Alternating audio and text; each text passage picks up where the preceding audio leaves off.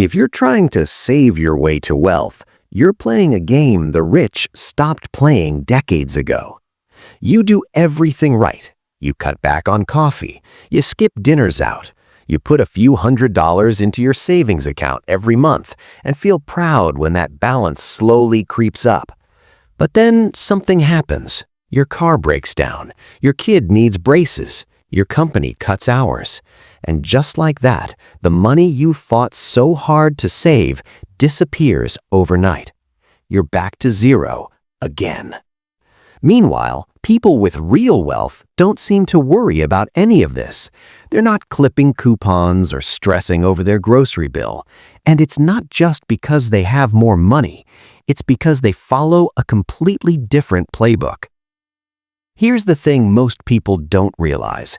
Saving money and building wealth are not the same thing. Saving is about protection. It's defensive. You're trying to hold on to what you have and keep it safe from emergencies. Building wealth is about growth. It's offensive. You're trying to make your money multiply while you sleep. The rich understand this difference deeply.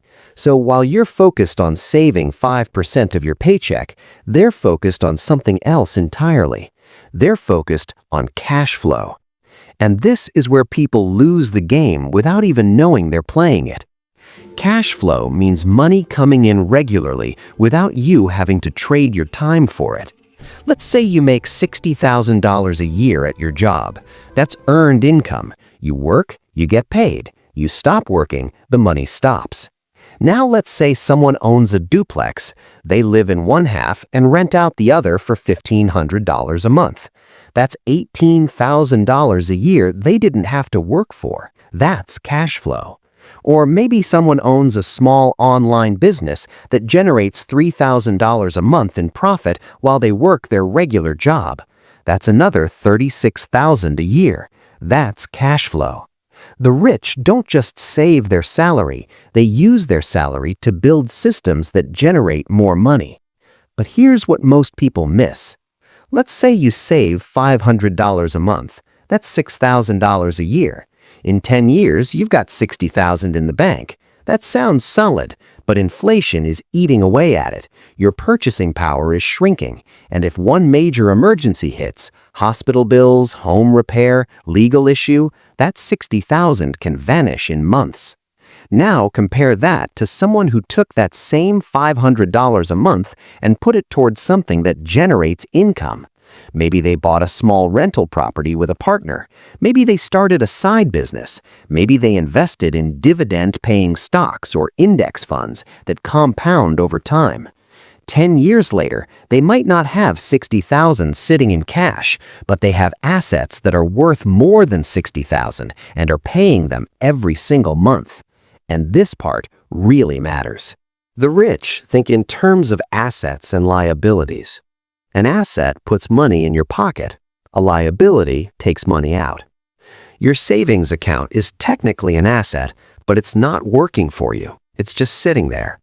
A rental property, a business, stocks, bonds, even a skill you can freelance with on the side, those are assets that generate income.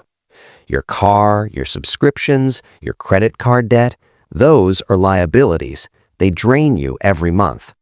Wealthy people obsess over increasing assets and cutting liabilities. Middle-class people obsess over saving harder and spending less.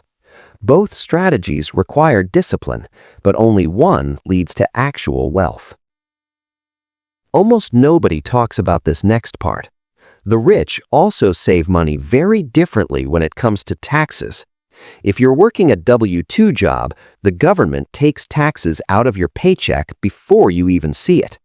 You're taxed on your income, and then you save what's left. But if you own a business or rental property, you get taxed after expenses. That means you can write off costs like repairs, travel, software, equipment, even part of your home if you work from there.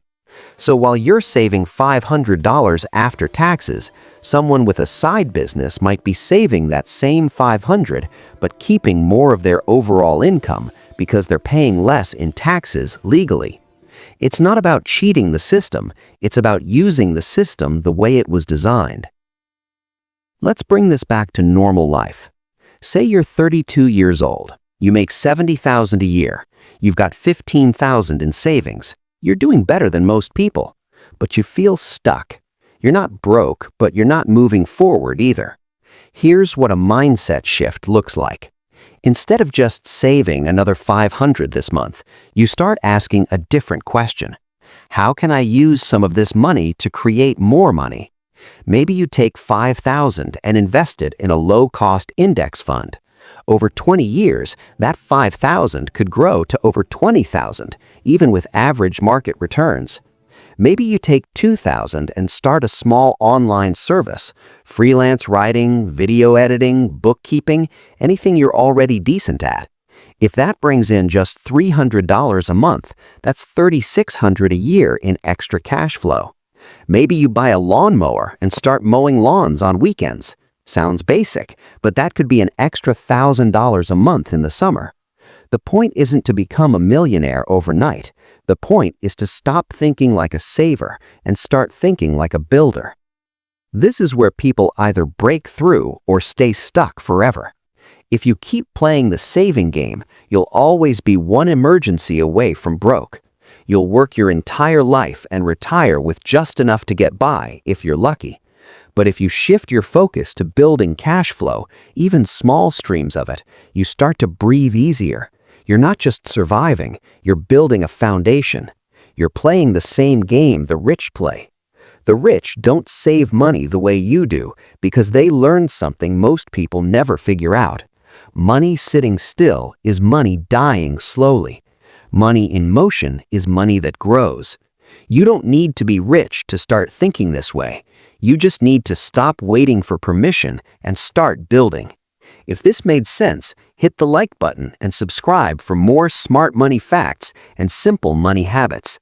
The system rewards people who understand how it actually works.